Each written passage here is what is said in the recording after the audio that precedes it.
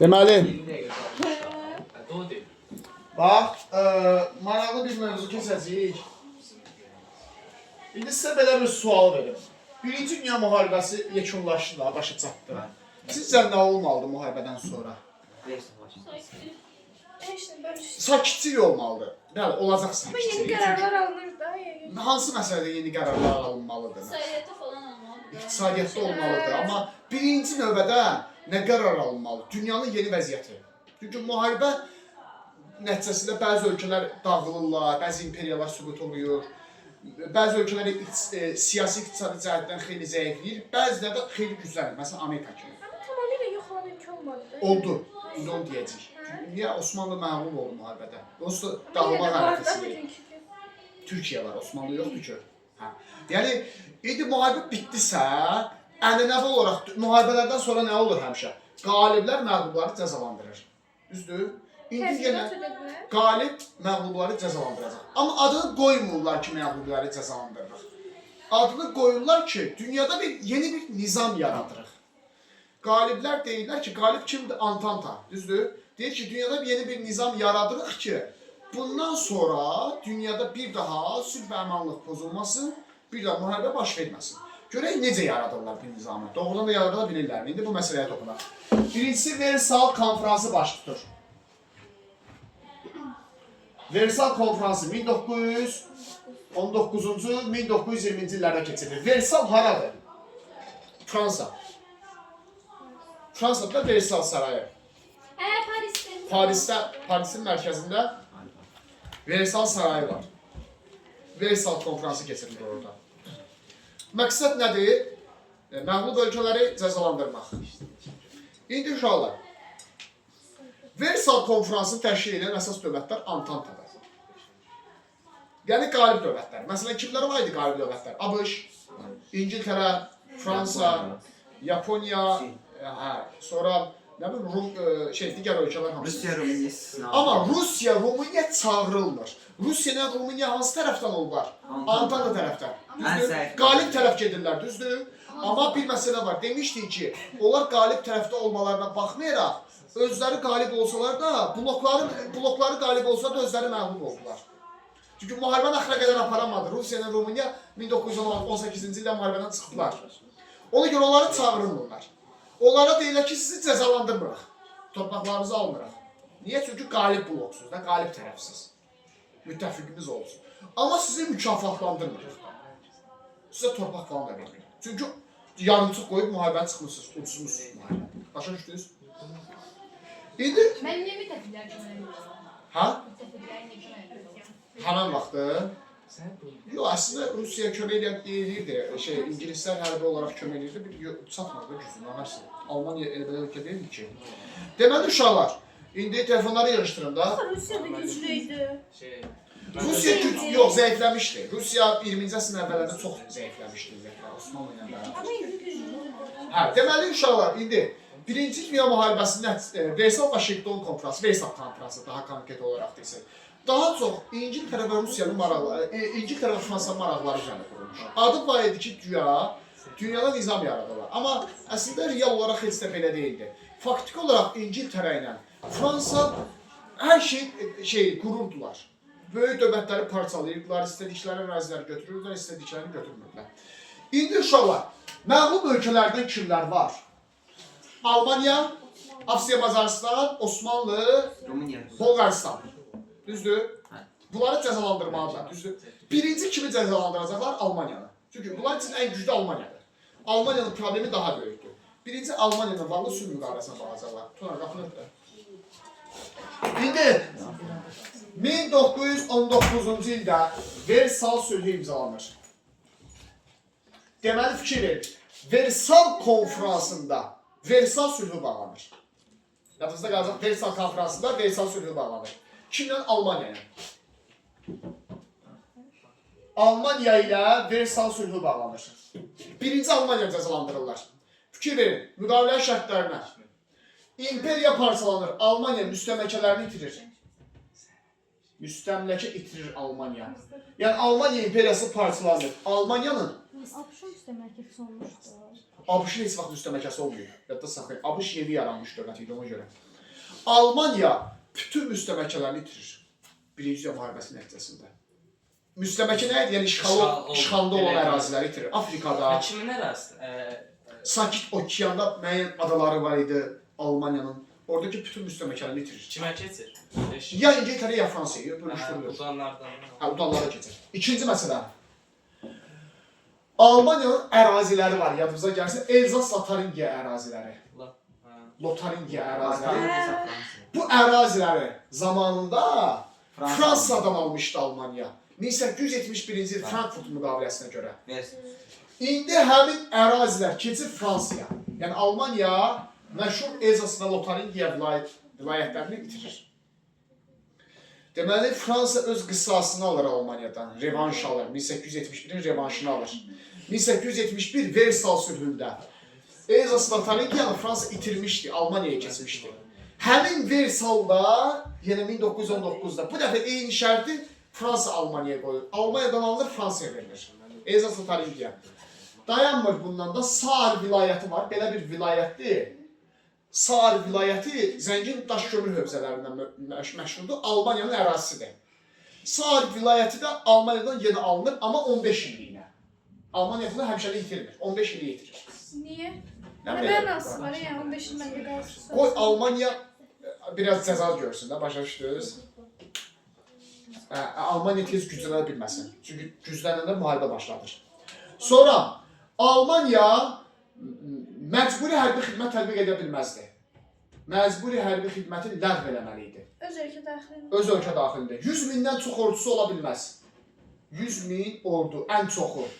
Ordunun sayını 100 mindən artıq artıra bilməz. Almaniyada baş qərargah ola bilməz orduda. Baş qərargah rəisliyi ləğv olunur Almaniya ordusunda. Almaniyanın sualtı qayğıları ola bilməz. Qadağa qoyurlar ümumiyyətlə. Sonra, bax, belə bir müqaviləsi var, bir də bir ərazi var, Reyn ərazisi. Nə Reyn? Reyn ərazisi. Almaniya, Reyn ərazisini alırlar Almaniyadan.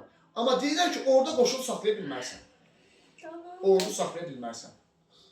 Almaniya Poznanı itirir. Alırlar Almaniyadan. Qərbi Prusiyanı itirir. Bunların hamısını verirlər Polşa dövlətinə. Almaniyanın tərkibindən və Rusiyanın tərkibindən yeni bir dövlət ayrılıb yaranır. Polşa dövləti. 1918-ci ildə, 19-cu ildə yaranır yeni bir dövlət. Polşa dövləti. Versal konferansının qərarlarına əsasən Almaniyadan və Rusiyadan alınan ərazilər hesabına yaranır. Poznan və Qərbi Prusiyanı. Almaniya itirir. Sonra haram itirdi? Elzas Lotaringiyanı itirdi. Müstəmləkələrin hamısını itirdi. Saar vilayətini 15 ilini itirdi. Məcburi hərbi xidmət ləğv olundu. 100 mindən çox ordu saxlaya bilməz. Qərargah rəisliyi ləğv olundu. Sualtı qayıqları ola bilməz. Həqiqətən çox ağır bir müqavilə idi. Versalda. Prusiya. Hə. Alman da pozuşlar. Hə? Nə? Almaniya birləşdirmə Prusiya zamanında. Və bu müqavilə çox ağır müqavilədir. Deyim ki, sizə ən ağır müqavilə idi. Hiss olunur ki, burada Fransanın bir rolu var. Fransa elə bir açıqlıq almışdı 1871-dən. Mümkün olduqca İngiltərə ilə ABŞ-a təzyiq edirdi ki, bunu da alaq, bunu da alaq. Başa düşdünüz? ABŞ mümkün olduqca yüngül müqavilənin bağlanmasını tərəfdarı idi. ABŞ hətta deyirdi ki, belə olmaz da. Yəni, biz bu dövlət olsun ki, müharibə başladır. Ucuzubdur. Amma bu qədər də onları cəzalandırmamalıyıq. Çünki bu parçalanacaq bu dövlət yoxsa. Amma Fransa mümkün olduqca torpaqları alıb Almaniyada zəiflətmək istəyirdi. Gücünü itirməsini istəyirdi. Bununla da qaldırlar Almaniya üzərə təzminat qoymaq istəyirlər. Bax, bu çox böyük mübahisəyə səbəb olur. Fransa deyib təzminat qoyaq, təzminatın da böyük bir hissəsi mənə çatsın. Hə, buna ABŞ müdaxilə edir, sonradan etiraz edir ABŞ nümayəndə heyəti ki, bu boyda ərazilərini almışsan, bu adam dövlət müstəmləkələrini itirib, zəngin ərazilərini itirib, bu necə ödəyəcək sənə təzminatı? Çünki öz əhalisi yaşaya bilməyəcək. Təzminat qoyurlar, amma ödəyə bilmir Almaniya həqiqətən də həmin təzminatı. Amerika köməklik edəcək o təzminatı ödəməkdə. Bəs Polşaya Sonra azad edəcəklər. Hə? Polşaya kim keçir? Prezidenti necə təyin edirlər? Yeni bir dövlət yaranır, Polşa dövləti, respublika olur, öz seçkiləri falan olur. Hə. Sonra, deməli, Birinci Dünya müharibəsində yaranmış yeni bir dövlət hansı oldu? Polşa dövləti. İndi yaxşı müqavilədir, pis ayrı məsələ. Ədalətlidir, təbii ki, ədalətli deyil, ədalətsizdir, düzdür? Amma axı bu problem həll oldu mu? Almaniyanın problemi həll oldu. 1919 Versal sülhü.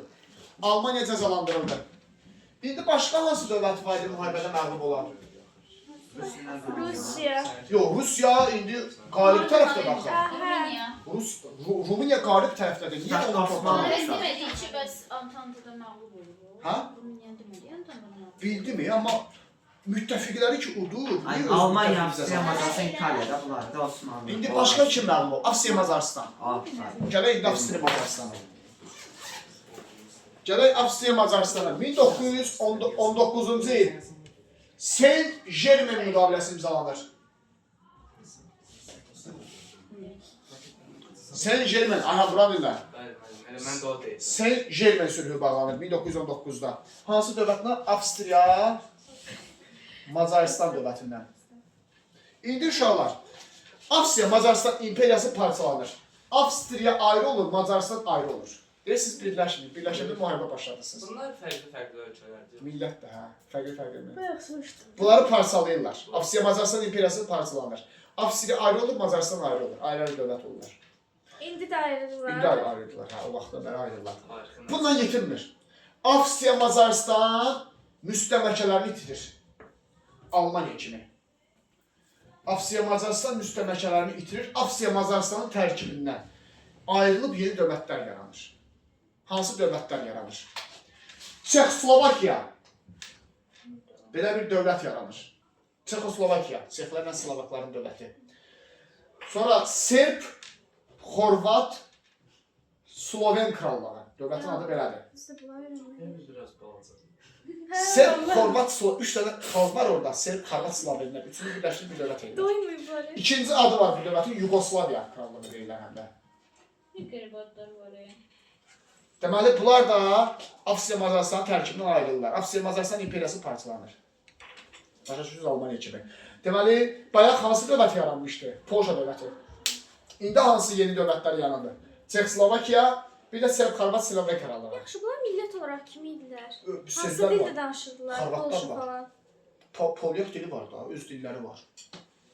Bunların hamısının öz Yeni dilləri var. dövlət yaran kimi necə dilləri olur? Formalaşırdı zamanı. Yox, millət idilər. Millətlərin öz dilləri var idi. Avstriya, Macaristanın taleyini həll elədilər. Bu müqavilə də biraz ağır müqavilədir. Düzdür, amma şey qədər deyil. Almaniya ilə bağlanan Versal sülhü qədər ağır deyil də. Başa düşdünüz? Başqa hansı dövlət var idi müharibədə uduzan? Və yaxşılardan. Osmanlı. Osmanlı, hə. Onu axıra saxlayırlar. Onu axıra saxlayırlar, xüsusi olaraq. Başqa? İtaliya axı qalib tərəfdarından da keçmişdi.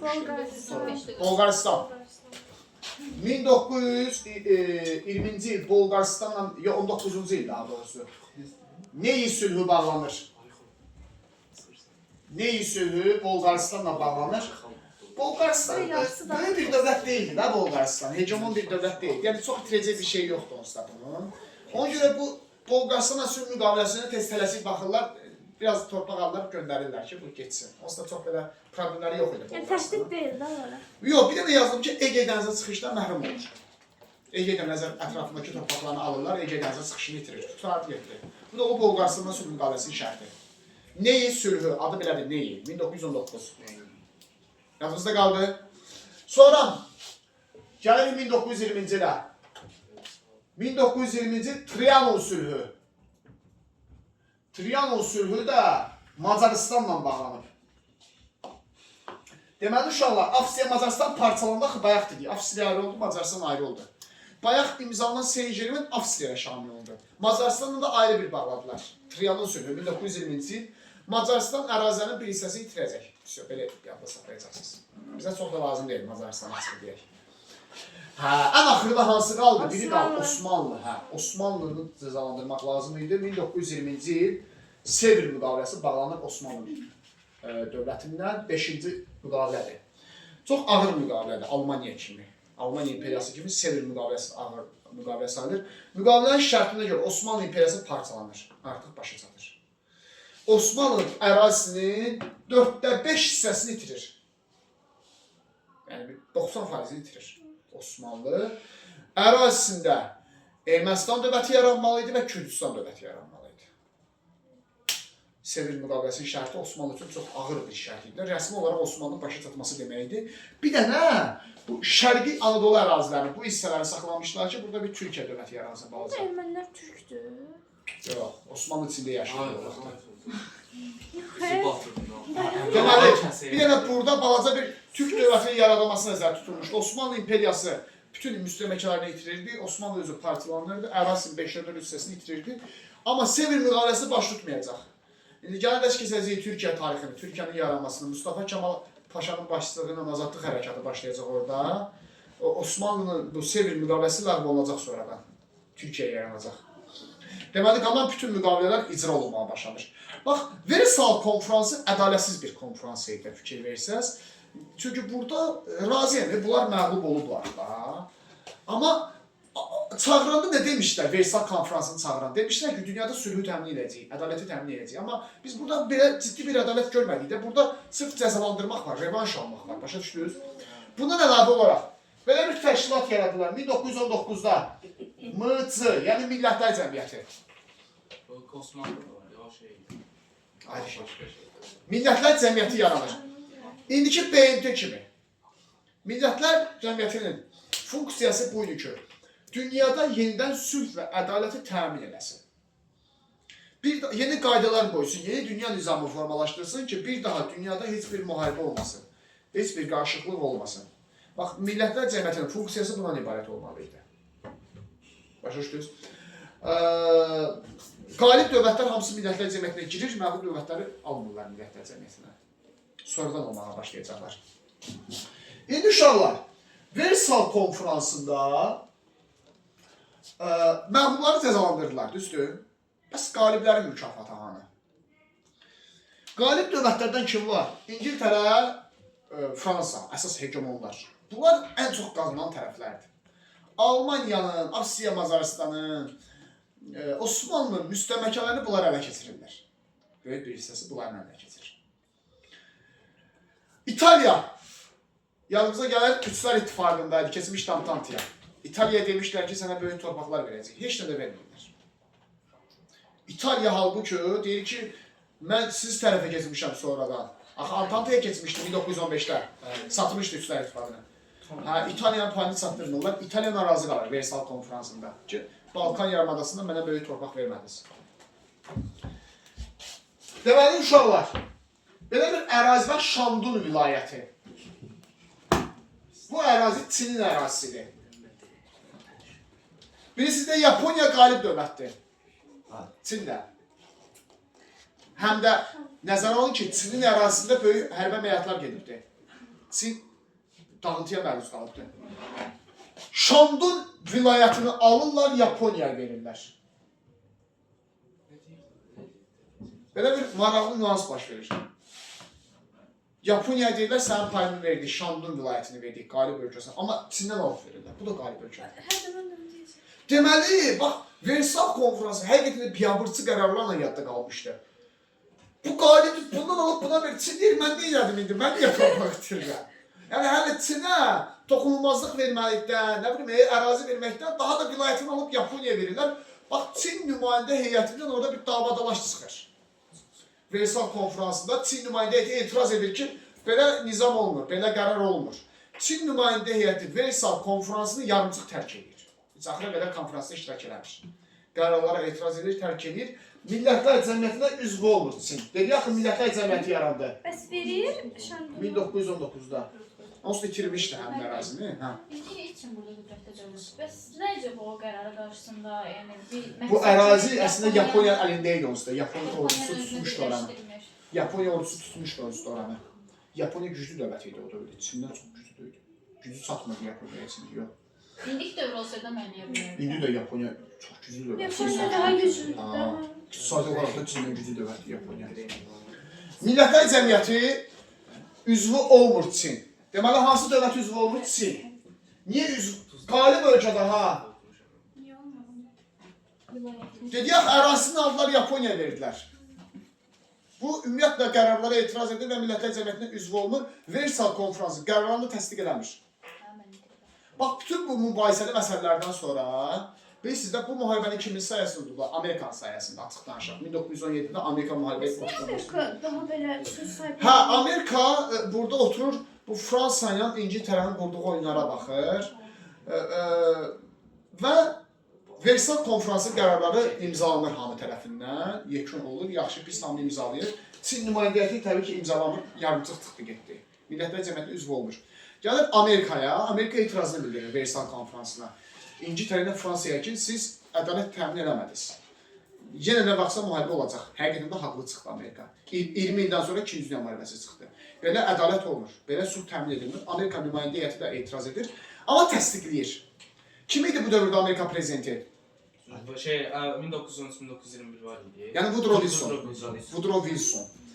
Göndərib konqresə, amma bilirsiniz də Amerika demokratik hökumətdir. Orada qanunları qəbul edən orqan konqresdir. Yəni hər şey prezidentdən ibarət deyil. Prezident Woodrow Wilson təsdiqləyib göndərir, qəbul edir, göndərir konqresə. Konqres deputatlar oturur müzakirə aparırlar ki, Versal konfransı ədalətli keçirilməyib.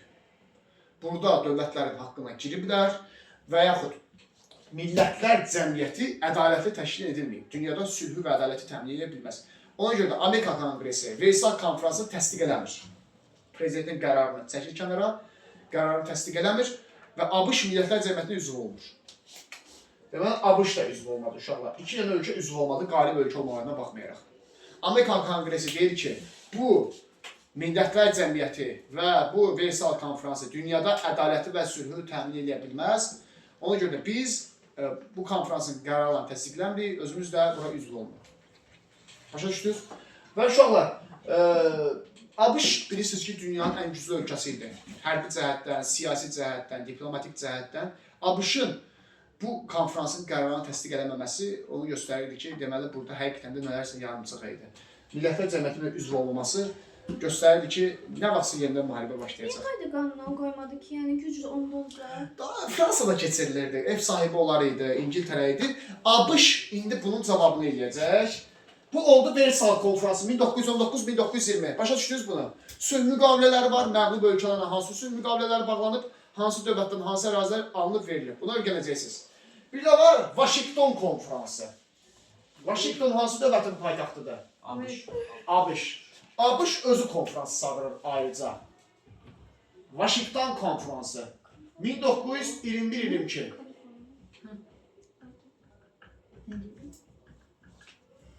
Bax uşaqlar, Versal konfransı ayrıdır, Washington konfransı ayrıdır. Bunu Amerika çağırır. Burada məğlub ölkələr də var, qalib ölkələr də var. Versalda məğlub ölkələri çağırmamışdılar. Millətlər cəmiyyətinə oyunlar girsin. Amerika bura məğlub ölkələrlə çağırır. Amerika bilmir, bunu İngiltərə Fransanın acığına keçirir. Washington konfransını ki, ABŞ dünyaya göstərmək istəyirdi ki, ədaləti elə yox, belə təmin edirlər. Washington konfransı Versaldan çox fərqlənir. Həqiqətən də burada kimisə cəzalandırmaq məsələsi yoxdur. İqtisadi əməkdaşlıq, sülh və sabitliyin qorunması, ancaq bütün məsələlər bunun üzərində qurulub. Bir növ ABŞ dünyaya göstərmək istəyirdi ki, bax, əgər ədalətli bir sistem qurulacaqsa, onu biz qurula bilərik Washington konfransından. Məsələn, Washington konfransında nə var? 4 dövlət müqaviləsi imzalanır. Belə bir müqavilə var, 4 dövlət sülhü. Hansı dövlətlər imzalayır bunu? ABŞ, Britaniya, Yaponiya, bir də Fransa. Bax, bu 4 dənə ölkə uşaqlar Sakit Okeanda ən çox hərbi bazaları olan ölkələr idi. Sakit Okeanda ən çox hərbi bazaları olan ölkə. Bunlar birləşib 4 dövlət müqaviləsini imzalayırlar. Və yazılıb ki, Sakit Okeanda silahlarımızı azaltmalıyıq. ABŞ maraqlı bir layihə ilə sürür. Amerika prezidenti Harding idi o dövrdə. Woodrow Wilson ölmüşdü. Harding maraqlı bir sözlə çıxış edir ki, belə bir yanaşma var da, indi də dünyada elədir. Hamı silahları artırır. Dünyada hər ordulara ayrılan pullar ayrılır və belə düşünürlər ki, hamımız güclü olsaq müharibə olmaz. Harding deyir ki, bu yanlış yanaşmadır. Deyir, hamımız güclü olsaq da müharibə olacaq. Deyir, amma hamımız zəif olsaq, onda müharibə olmaz. Hamımız zəif olsaq. Ona görə deyir ki, bu 4 dənə dövlət, biz hamımız Sakit Okeanda bazalarımızı azaldacağıq, silahlarımızı azaldacağıq. Başda ABŞ olmaqla söz verir. Neçənci ildir bu? Washington konfransı 21-22. Sakit Okeanda ən güclü dövlətlər 4-ü də silahlarını azaltmaq barədə bir konfrans keçirir. Qorxmurlar ki, başqa böyük dövlətlər var. Bunlardan böyük dövlət. Böyüklər Bunlar özlərini zəiflətdilər. Yox da tamamilə zəiflətmirlər. Amma deyirlər ki, bundan sonra silahlarımızı artırmayacağıq Sakit Okeanda. Bundan artıq artırmayacağıq. Yəni onlara təminat verir bir sözlə. Hə. Əgər heç birimiz artırmazsaq müharibə olmaz. Başa düşdünüz? Sakit Okeanda ən güclü ölkə ABŞ idi. Sonra da Britaniya ilə Yaponiya idi. ABŞ deyir, birinci mən azaldıram. Siz də qoşulun buna. Yəni sülh istəmirsiniz, sabitlik istəmirsiniz. Birinci mən addım atıram, siz də mənim addıma cavab Yaxşı verin. addımdır da onda. Washington konfransı bax ona görə seçilir də Versaldan. Versal daha çox elə bir Fransanın İngiltərə ağalığı üzərində qurulmuşdu. Amma Washington elə deyildi. Washingtonda həmrəylik var idi həqiqətən də. Washington konfransı dünyaya sülh və sabitlik necə qurulmalı olduğunu sübut edirdi. Elə sübut da elədir. Sonra Washington konfransında Çinin probleminə yenidən baxdılar. Çinin könlünü aldılar. Şangunu qaytardılar, Yaponiyada verdilər Çinə. Deyəndə Çin partiyasında. Hə. Çinlə də arasını düzəltdi Amerika. Çinlə görsən, həqiqətən də burada ədaləti bərpa elədilər. Yaponiyanın Çini barışdırdı orada. Küsüb getmişdi. Əvəzində Çin də açıq qapı siyasəti əməl elədi. Çin də əvəzində uşaqlar yadda saxlayın. Testlərdə düşür. Washington konfransında hansı dövlətə açıq qapı siyasəti əməl edildi? Çinə. Çin də dedi ki, onda kim istəyir gəlsin mənim ərazimdə alver eləsin. Hamıya icazə verirəm, hamıya qapılar açıram. Dedi sevindi qəlbim. Əvvəllər Çin ərazisində yalnız ingilislər alver eləyə bilirdilər. O Tiryaki müharibələri zamanı 1840. hə Çin üzərinə ağır vergi qoymuşdu İngiltərə. Nankin sülhündə, Pekin sülhündə. İndi ABŞ deyir ki, Çin ərazisi hamıya yetəcək bir ərazidir, ərazisi böyükdür. Hamı gedin orada alver eləyin, pul qazanır. Bax, Washington konfransı həqiqətən də 20-ci illərdə sülh və əmin-amanlığı təmin etmək istiqamətində böyük bir addım idi. Elə də olur ha, uşaqlar. 1920-ci illərdə vəziyyət tamam dəyişir. Heç bir müharibələr yoxdur. Sabitlik dövrüdür. Məğlub ölkələr belə yavaş-yavaş millətlər cəmiyyətinə üzv olmağa başlayırlar. 20-ci illər iqtisadiyyatda düzəlir iqtisadiyyat. Dünya ölkələri inkişaf etməyə başlayır. İnsanlar daha yaxşı yaşamağa başlayır. Ona görə də Washington konfransı xeyli ədalətli konfrans sayılır. Versal'la müqayisə edilməsi. Başa düşdünüz? Deməli, uşaqlar, kitabda adı belədir. Versal-Washington sistemi. Get. Yəni, kitabda adı birdir. Amma əslində ayrı-ayrı konfranslardır. Versal konfransı ayrı keçirilir, Washington konfransı ayrı keçirilir. Başa düşdünüz nəzər? Всё.